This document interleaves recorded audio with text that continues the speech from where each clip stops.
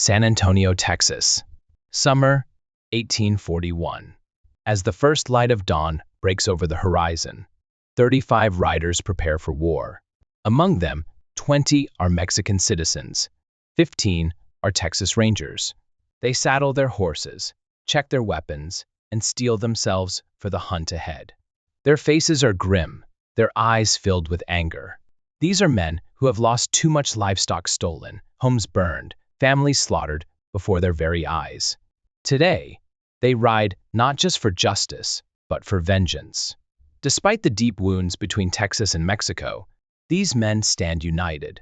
They know the truth that history has taught again and again. The enemy of one's enemy is a friend. Anglo-Texans, native-born Mexicans, and Lipan Apache scouts form an uneasy brotherhood, bound together by a common foe, the Comanche. For months, their lands have been raided, their livelihoods shattered. Now, they track the warriors responsible, determined to take back what was stolen and deal a heavy blow in return. Their mission is clear: recover the stolen horses, kill or capture any Comanche they find. Nothing more, nothing less. The trail leads them southwest, cutting through the rugged, unforgiving terrain beyond San Antonio. At the head of this force ride, the Rangers. Though fewer in number, they are the ones with the most experience in tracking and fighting Comanche raiders. They are the ones who have spent years locked in brutal skirmishes across the Texas frontier. And so, it is they who lead this pursuit, knowing full well that what lies ahead will not be an easy fight. For over half a decade, they had ridden the frontier, clashing with the fiercest warriors the plains had ever known. The Texas Rangers, alongside their native guides, were among the rare few who had dared to challenge the Comanche in their own lands and lived to tell the tale. Yet, despite their growing experience, they had not been able to hold back the relentless tide of war sweeping across central Texas. The Comanche raids did not slow. If anything, they grew more brutal, more unforgiving, leaving behind only ashes, silence, and grief. The scale of these attacks was unlike anything Texas had ever witnessed. From the Tonkawa to the Karankawa, from the Waco to the Apache, from Spanish settlers to Mexican citizens to Anglo-Texians, none were spared the fury of the Comanche. Isolated villages, humble farmsteads, entire families vanished into the dust of the Texas frontier, consumed by a force that had spent generations fighting for its place in the world. The Comanche had not always ruled the plains. For centuries, they had suffered at the hands of wealthier, better-armed nations, outnumbered and outmatched by those with greater resources. That changed when they met the horse. It was not through diplomacy, nor through gifts, but through the raw, brutal nature of survival that the Comanche took what they needed from the Spanish raiding their settlements, seizing their horses, and transforming themselves into the greatest mounted warriors North America had ever seen. Their rise to power was rapid, unmatched, unstoppable. They did not simply ride horses. They mastered them, trading them, stealing them, selectively breeding them to create faster, stronger, more resilient war mounts. Unlike most tribes encountered by American and Mexican forces, the Comanche did not fight on foot. They fought as one with their horses, striking from the saddle with terrifying precision. Their arrows flying before their enemies even knew they were there. Under the full moon, they came like ghosts, their attacks so frequent, so feared, that in Texas, a full moon came to bear their name, the Comanche moon. Sleeping settlers and rival tribes alike awoke to the sound of hooves pounding in the darkness, the war cries cutting through the night, the chaos unfolding in the blink of an eye. Few lived to recount what followed. For those who did, the memories were as inescapable as the land itself. From the heart of the plains, across hundreds of miles of open land, they rode Comanche warriors, swift as the wind, striking without warning, vanishing before the dust had settled. Their raids were not random acts of violence, but carefully executed assaults, honed through generations of warfare. They took what they needed: horses, supplies, captives, and left behind only devastation. Resistance meant death. Men who stood in their way were killed outright or taken as prisoners, their fates sealed by the slow agony of torture, a lesson in fear for all who remained. Women were captured, bound to a life of servitude, their futures no longer their own. For infants, there was no future at all. Their cries were a liability, their care an impossible burden for warriors always on the move. The decision was made swiftly, without hesitation.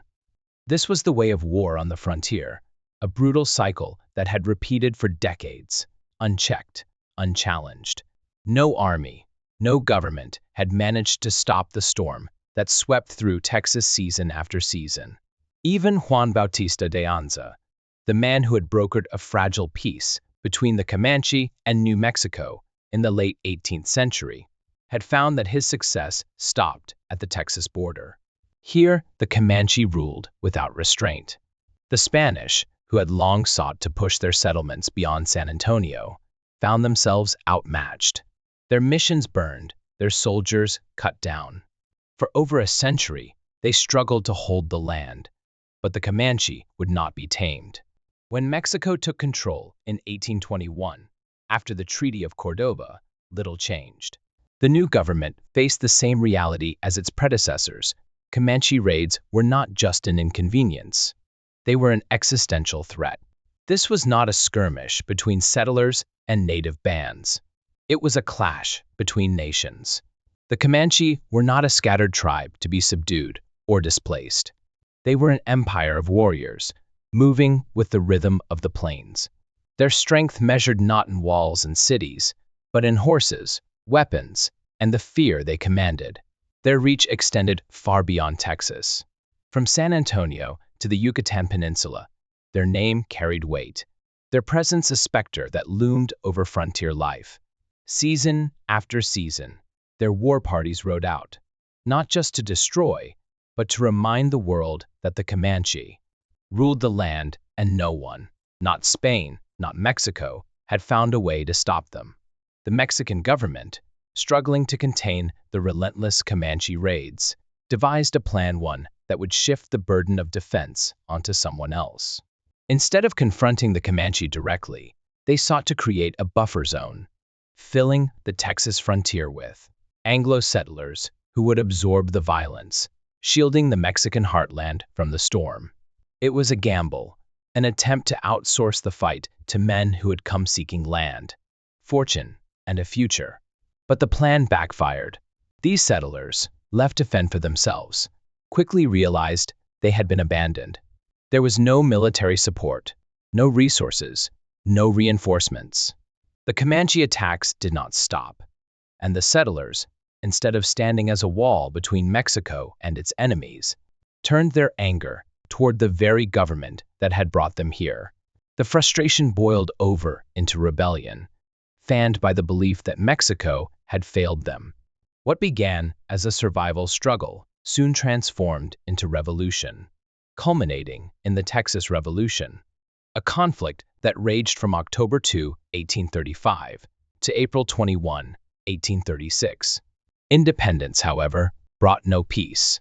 The settlers had broken free from Mexico, but they had not freed themselves from the true power that ruled the plains. Without Mexican forces to hold the line, they now faced an even greater challenge: Comanche raids that swept through the land from the Gulf of Mexico to what is now Oklahoma. The fight for survival had only just begun. Their answer came in the form of a new kind of warrior, a mobile force of light cavalry that could move swiftly, track their enemies, and strike deep into Comanche territory. This was the birth of the Texas Rangers. They were not an army in the traditional sense, but a force built for the brutal realities of frontier warfare. Yet, the idea of ranging companies was not new. The very word ranger had deep roots, stretching back to the 1590s, first describing wanderers, then evolving by the 1660s to mean men who patrolled vast, untamed lands. From the moment they emerged, The Texas Rangers captured the imagination of their time. Tales of their battles spread far beyond the frontier, reaching the parlors of New York and London, where newspapers and dime novels turned them into larger-than-life figures. But myth and reality rarely walk the same path. The Rangers were not noble lawmen, nor were they invincible heroes. They were men shaped by war, hardened by loss, fighting in a land where survival demanded both skill and ruthlessness. The story of the Rangers was just beginning, but so too was the war that defined them. For all the legends surrounding them, the Texas Rangers did not begin as an unstoppable force. In their early years, they struggled, outmatched and outmaneuvered by the Comanche at nearly every turn. They were not hardened veterans, but young men in their 20s, drawn to Texas by the promise of adventure, the thrill of combat, and, for some, the chance to kill without consequence. They had fought Mexican soldiers, executed cattle thieves, and dispensed their own brand of frontier justice wherever they saw fit. Yet of all their enemies, Mexico, outlaws, rival settlers, it was the Comanche who inflicted the greatest losses upon them. The Rangers entered the fight with bravado, but the reality of war on the plains was unforgiving. In the early years of their conflict with the Comanche, their fatality rate climbed as high as 50%. Those who fell in battle were often the fortunate ones. Those captured suffered a far worse fate, their deaths drawn out in ways meant to inspire fear and humiliation. And yet, those who survived did not break. They adapted. They learned. They took the lessons of their fallen comrades and honed their skills into something far deadlier than before. No longer merely reactionary, they became a force capable of striking first, riding deep into enemy territory, mirroring the very tactics the Comanche had perfected over generations. They drilled relentlessly, mastering the art of shooting from the saddle at full gallop, transforming themselves from undisciplined frontiersmen into a mobile attack force. Their weaponry evolved as well. They abandoned their single-shot pistols in favor of 5-shot revolvers with reloadable cylinders, giving them a firepower advantage that had never before existed on the frontier. Those who survived the crucible of war became something else entirely. They were not soldiers in a traditional sense, nor were they mere lawmen. Through brutal necessity, they had forged themselves into something more ruthless, efficient, a Spartan-like brotherhood of warriors, whose only law was survival. The war with the Comanche had shaped them, and in turn, they would shape the future of Texas. They were legends on the frontier, but not the kind found in polished history books. The Texas Rangers of 1841 were rough men, hardened by war, shaped by violence, and bound by nothing but survival. The bullets and war cries faded for just a moment, just long enough for Hayes to complete the task. But in the eyes of civilization, they were outcast men who had no place in polite society, no patience for laws that didn't serve them, and no purpose beyond the battlefield. Without war, they were nothing. Unlike soldiers in a formal army, the Rangers had no uniforms, no insignias, no regulations to bind them. They wore whatever the land demanded: buckskin leggings and cotton shirts, wide-brimmed hats to shield against the relentless sun. The Texas Rangers, alongside their native guides, were among the rare few who had dared to challenge the Comanche. There was no unity in their appearance, only in their cause. Books and records held little interest for them. They did not write their stories. They lived them, fought them, bled them into the dust of the frontier. Their names were rarely recorded, their deeds rarely documented, unless in the hushed whispers of those who feared them. Drunken disputes turned deadly without hesitation, as Bowie knives flashed and revolvers fired. There was no trial, no law, only the rule of the strongest. To call them a law enforcement agency would be a mistake. They were no more a police force than a pack of wolves could be called shepherds. They roamed, they fought, they enforced justice as they saw fit, answering only to the code of the frontier. In truth, they had more in common with a modern outlaw biker gang than with the officers who now wear the badge bearing their name. They were hardened men, wild and unruly, their hair unkempt, their beards thick, their words rough as the land they roamed. These were the Texas Rangers of 1841 fighters, wanderers, enforcers of their own brutal code. They lived by the gun, by the knife, by the law of the frontier, yet they gave their unwavering loyalty to a man who, by all appearances, was nothing like them. John Coffee Hayes, Jack Hayes, as he was known, was a stark contrast to the men he led. Young, barely 24, slight in build, well-groomed, and possessing a voice higher than one would expect from a warrior of the frontier. He commanded not with brute strength, but with something more powerful, instinct, strategy, and an unshakable will. He had not simply wandered into Texas, he had come with purpose.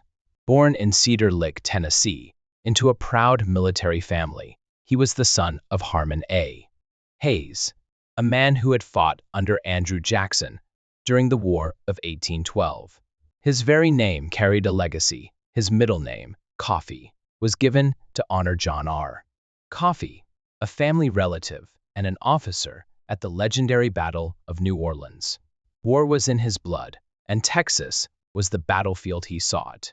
Arriving in 1836, he had hoped to take part in the Texas Revolution, but fate had other plans. The war had ended by the time he set foot on the land he had come to fight for. With no war left to wage, he turned to the next most dangerous profession, land surveying. In a territory still contested, where every step into uncharted land meant inviting death.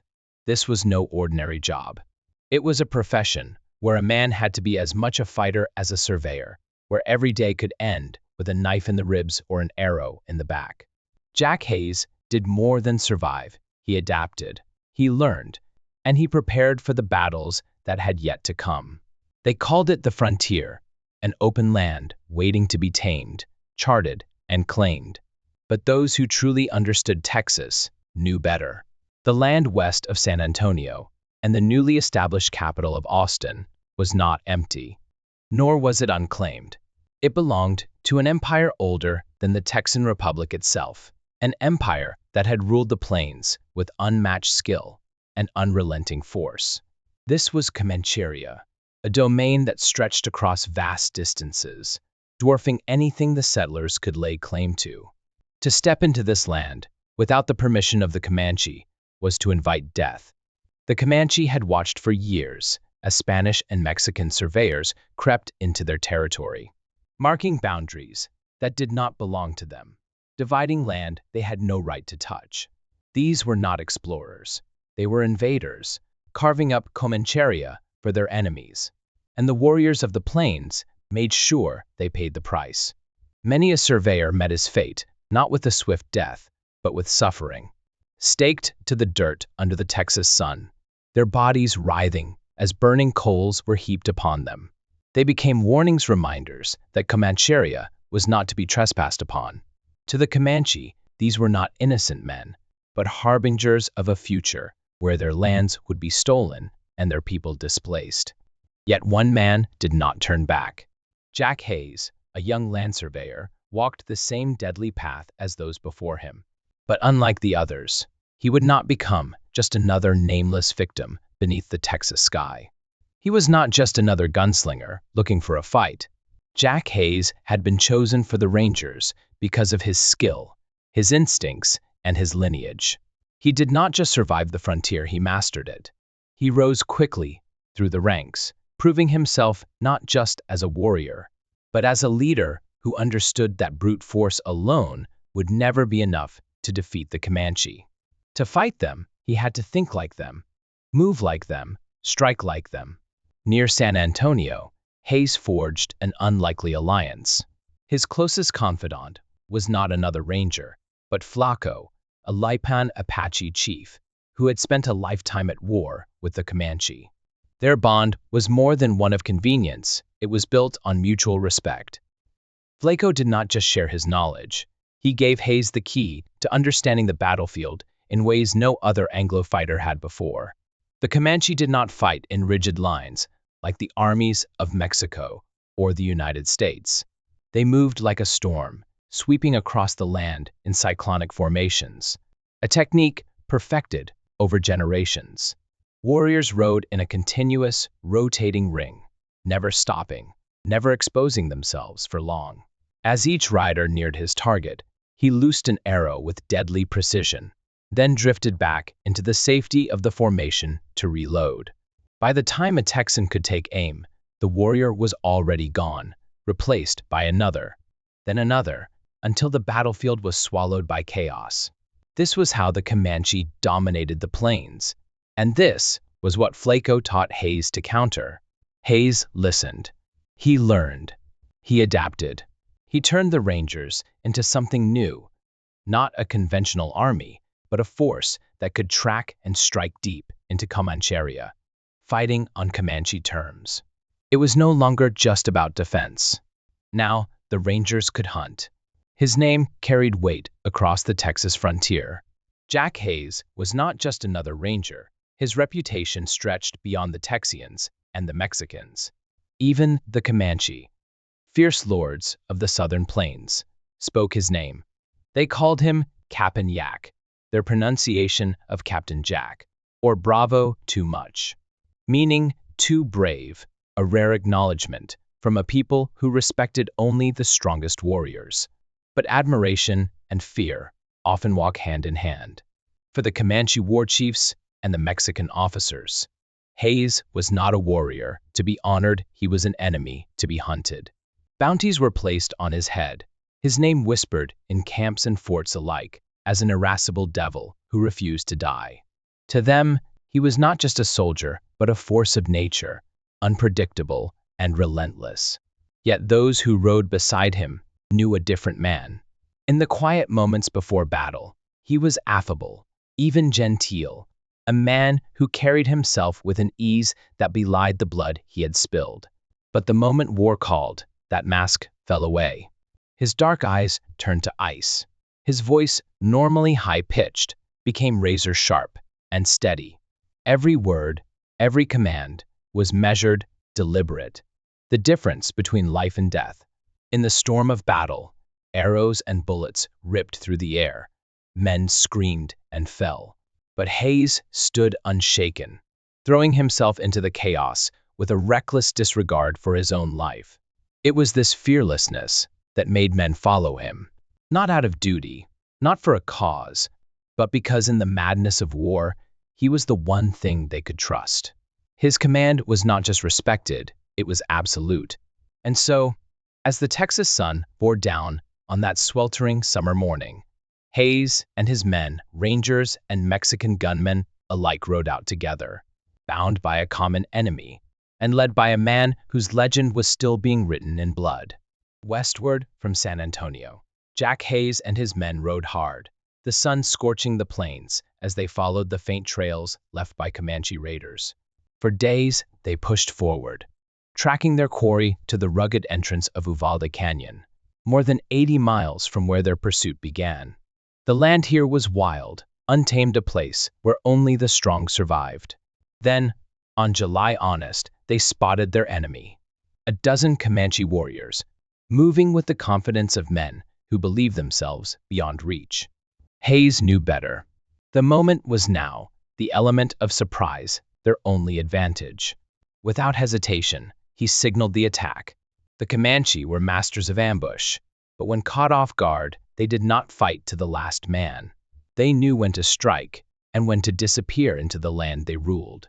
As the Rangers charged, the warriors, along with one of their women, broke for cover, vanishing into a dense thicket. Hayes did not pause. He reined in his horse, leapt to the ground, and sprinted forward, his movements seamless. 2 Rangers followed, weapons drawn, plunging into the brush in pursuit. Then the arrows came. A sudden volley, cutting through the air, striking trees, ricocheting off branches. 3 men, 3 targets, all hit. 1 Ranger staggered, grievously wounded, barely able to stand. Another took a serious wound, but pressed on. Hayes felt the sting of pain. An arrow had torn through his finger. A wound, but nothing more. The fight was just beginning. Amid the chaos, Jack Hayes made his decision. He had no time to hesitate. With arrows still slicing through the air, he ordered the most gravely wounded ranger to find cover while he pulled the other, still able to move, back toward the battle line. The bullets and war cries faded for just a moment, just long enough for Hayes to complete the task. But he wasn't done. He wasn't leaving a man behind. Grabbing a double-barreled shotgun, he turned back toward the thicket. The brush was thick, the air heavy with gun smoke, the scent of blood sharp and unmistakable. Inside, 12 Comanche warriors waited, only one carrying a rifle, the rest armed with bows, tomahawks, and knives, against a wounded man with a shotgun, and another barely clinging to life with a pistol. The odds should have been in their favor. But this was Jack Hayes, and he was not about to die easy. Furious at the interruption, the Comanche formed up, moving through the brush like wolves closing in on their prey. They would crush him, silence him, erase this arrogant Texian who had dared to defy them. But Hayes had no intention of letting them finish what they started. He waited, still as stone, as the Comanche warriors crept forward. 15 feet. That was the moment. Hayes rose. Calm, steady, he fired. The first warrior went down, then the second. Before the echo of the second blast faded, he dropped the shotgun, drew his revolver, and prepared for more.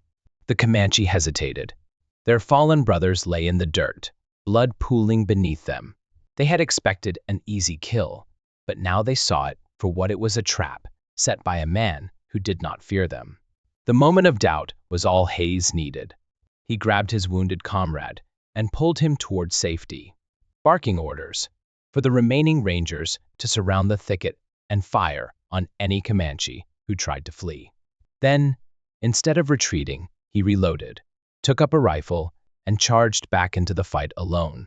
The air was thick with dust and gunpowder, the cries of dying men mingling with the shrieks of battle. For 3 hours, Hayes held his ground, a lone figure moving through the shadows, picking off warriors one by one. Every attack was met with gunfire, every charge broken by his unrelenting aim. When the dust settled, the battlefield was his. As the sun dipped low over the canyon, casting long shadows across the blood-soaked earth, only 3 remained: Jack Hayes, a lone Comanche warrior, and a Comanche woman. Around them, the bodies of 10 fallen warriors lay scattered, men who had ridden together, shared fires, and laughter that very morning, now lifeless in the dust. Their blood seeped into the Comanche soil, the land they had fought to protect, absorbing their sacrifice. The last warrior knew his fate was sealed. Escape was impossible. The Texians surrounded him, and the fight had already claimed too many of his kin. But he would not meet death in silence. He lifted his voice, singing his death song, a final, defiant echo that carried through the canyon, a sound that had marked the end of many great warriors before him. It was not a song of sorrow. It was a warrior's farewell. He turned to the Comanche woman, the only survivor of his band, and spoke with quiet resolve. Soon she would be taken, a captive of those who had slaughtered her people. He told her to stand strong, to endure, to never forget who she was, even under the yoke of the Texians. There was no more time for words. He took a breath, nocked an arrow, and moved toward Hayes. He would take one of them with him before he crossed into the next world. Hayes had been waiting, sweat mixed with dust and blood, his body aching from the hours of battle, but his mind sharp. He knew this fight wasn't over until the last Comanche fell. He crouched, listening, feeling the warriors approach, the crunch of footsteps through the brush. 15 feet. Both men moved at once. The Comanche loosed his arrow. Hayes fired his revolver.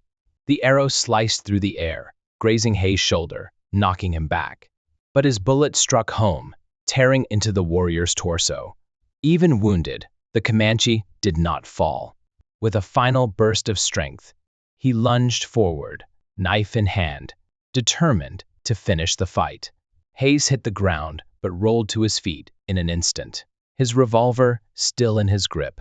The Comanche was almost upon him, but Hayes pulled the trigger. One shot. 2, 3, 4. The warrior staggered, his body failing him at last. He collapsed into the dust, his spirit leaving him as the battle came to its brutal end. The woman was taken captive. The Texians reclaimed the stolen horses. The Comanche dead were left where they fell, their bodies abandoned to the wolves and the coyotes, their songs silenced, their war cries fading into the night. Jack Hayes's war did not end on the Texas frontier. He would fight again against the Comanche, the Mexican army, the Apache, and the Paiute. His name carried from the plains to the deserts, from Texas to the farthest reaches of the West. But war alone did not define him.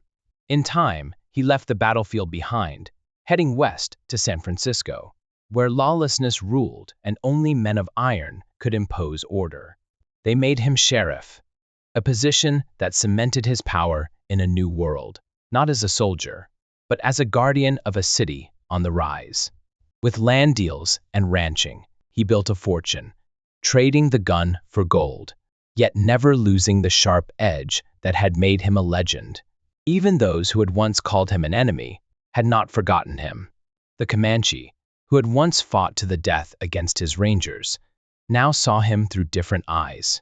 Buffalo Hump, one of the greatest war chiefs of his people, sent a gift upon hearing of Hayes's firstborn, a golden spoon, a token of respect from a warrior to another warrior. It was a gesture almost unheard of. In a world where enemies rarely forgave, Buffalo Hump acknowledged that Jack Hayes had been no ordinary adversary. Hayes's story did not end in Texas, nor in San Francisco. He helped shape a new frontier, becoming one of the original figures in the founding of Oakland, California. He lived not as a man who had merely survived, but as one who had conquered, not just through war, but through resilience.